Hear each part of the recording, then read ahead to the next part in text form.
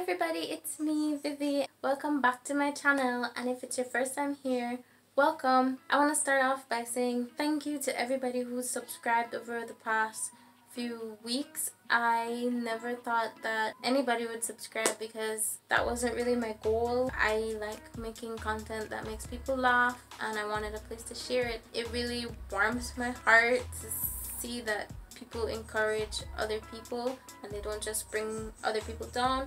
And it's really easy to think that in these times that the world is in, because all you hear on the news and everything is how people hurt other people. It's nice to know that people uplift other people as well. If you want to continue seeing these videos, just subscribe, ring the bell notification so that you can be notified whenever I upload another video. I'm sure you could tell by the title that today's video will be more, not really serious, but just more about my opinions, and it will be a sit down and talk video. I promise I'll be back to regularly scheduled content in no time. I still want to make the funny videos because that's what I love to do. I have fun making them, but I also have fun talking about issues that affect the Caribbean, my own community, and the world on a whole. I wanted to make this video on why nobody wants to go to school in the Caribbean. If you see me looking at this corner, it's because I have my notes to the side. I didn't want to just ramble and talk because I didn't want to make it boring, and I promise I'll try and not to make it boring, but I'm just boring sometimes. Yes, it's a clickbait-ish title, and it is exaggerated. Like, some people do want to go to school in the Caribbean. Obviously, I'm here, and there are many other people, thousands of people who do want to go to school in the Caribbean. But there is this stigma that I found about going to school in the Caribbean versus going to school in places, especially places like the US and Canada.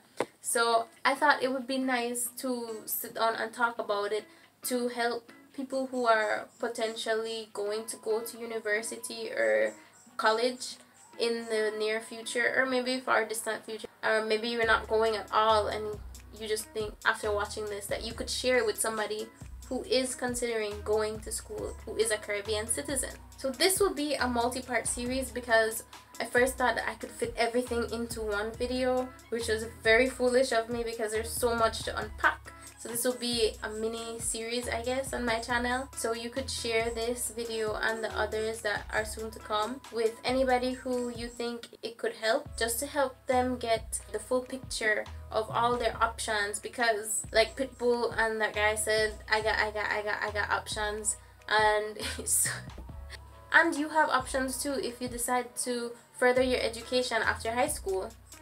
I think not enough positives are put out there about going to school in the Caribbean. You hear a lot of good things about going outside of the region to study. I'm pretty sure you've heard about schools like Harvard or Oxford or Yale, Princeton, Georgetown. They're great schools, but what about if you can't afford that, or what if you don't have like the most fabulous grades in your country? How would you fund going there? How would you get a decent job or be recognized internationally as a professional? A quick disclaimer, this is my opinion. How do you know what's good for me? That's my opinion! And I'm not coming for anybody. This isn't meant to make anybody look bad for going to a particular school or choosing a particular career path.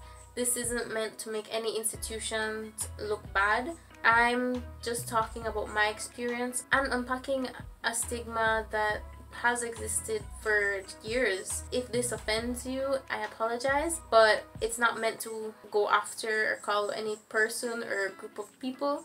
But if you feel so offended, I mean, if the shoe fits, so there has been in the past, and I think it's been improving in recent years, an idea of if you make it out of the Caribbean region to a first world country, whether it's for education, career, or just to live there, you've made it in life. So it's always this idea of Caribbean citizens, when they leave and go someplace considered better, like on a first world scale, that you've made it in life, that you're better off than other people here in the Caribbean. And I think that has a lot to do with how we look at going to schools in the Caribbean. I know a lot of videos are out there comparing medical Caribbean schools to international medical schools, but there aren't a lot of videos out there for people who just want to study literally anything else besides medicine. And if you want to become something that isn't in medicine, this video is for you. Whether you're a Caribbean student or not, this is an option for you. In the Caribbean, most students who are considered overachievers or just, hard workers consider going to the US or Canada for school. And yes, that is a great goal to have, but it's done most of the time more so with the idea that there is no opportunity for you here in the Caribbean. And that's not a very positive outlook to have, because some people, even if they're the top students, maybe they won't get a scholarship either way, and maybe they can't otherwise afford to go to a fancy international school that's worldwide known for everything, discovering everything, and that's part of the problem. So people feel like in the Caribbean you can't go to a university and get accredited, and that's a myth, right? The university that I go to, at least, it is internationally accredited.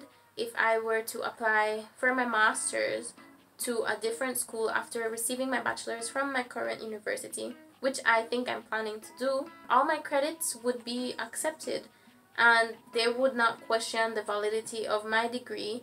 I would be able to apply for a job, whether it's in the Caribbean or outside of the Caribbean, with a degree from my school. So you don't have to worry about accreditation. Another idea that people have is that you won't be taken seriously in the professional world if you don't study abroad. And while that sometimes can be true, obviously you do want to go to a university that people will recognize you as a professional after graduating from said university. You don't have to unpack your entire bank account just to go to a well-known school. There are many schools in the world, one of them is in the Caribbean, where it's not world famous, but it is recognized by all other institutions. And as long as you've done your research on your university of choice in the Caribbean and you ensure that your degree would be valid, there is no reason for people not to take you seriously. I'll talk about this more in another video, but you shouldn't have to take out loans and go into deep debt like most Americans do when going to American universities. You shouldn't have to go into debt just to get a bachelor's degree or to get your associate's degree. Sometimes not even your master's degree would be worth taking on a load of debt unless you are 100% sure that you could pay it off the year you graduate or something like that. Another thing is that people say, oh, but scholarships. The US and Canadian schools offer so many scholarships to international students and they have so much financial aid to international students. Well, while that might be true, our own regional schools also have so many financial aid and scholarships available to Caribbean citizens. I'll use America a lot as an example. While many American universities have scholarships for people who are in a less fortunate situation, it would be a scholarship for maybe just tuition or financial aid just for a couple $1,000s, and that sounds like a lot of money for any normal person. However, when you see the entire bill and they're charging you for food and rent and sometimes electricity bills, you have to get books, your school fees, like amenities, things like that that aren't included in tuition, it's really like the smallest fraction that they're helping you with. And that's something to consider.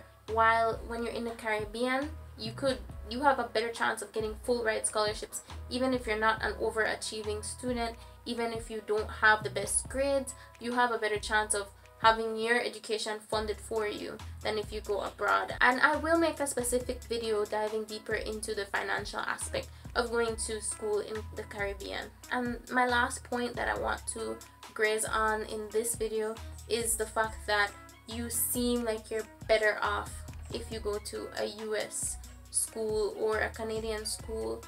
Basically, if you don't go to a school in the Caribbean, you seem like you're better off. And to that I say, how are you better off? Look at like specifically right now with the current pandemic, the students who are stuck in America that are from the Caribbean, they're really suffering. Not only is their cost of living really high, but the exchange rate is most of the time 2 to 1 or more. Also, there's like this, oh, you've leveled up, but that really depends on your standards. Do you care more about how people perceive you, or do you care more about how you feel? I know from personal experience, I thought that if I could go to a university in Canada, I would be on top of my game, I'd be getting the best education, when in reality the school that I applied to in Canada is ranked the same level as the university that I am currently in. And I'm glad that I'm not freezing my boots off in Canada and I'm here in Barbados where it's sunny most of the time, and even when it rains you're not freezing cold. So there's a lot of pros and cons to coming to a Caribbean school, but I do believe that the pros outweigh the cons. And yeah, this video, I don't want it to seem very uninformed to the fact that education is not the only route that you could take in life. Obviously, going to school isn't for everybody. After you have your high school degree, you could decide to do whatever you want. You know, you could go into vocational studies, you could go into apprenticeships, you know, training, stuff like that. You don't have to have like a formal education to be successful in life.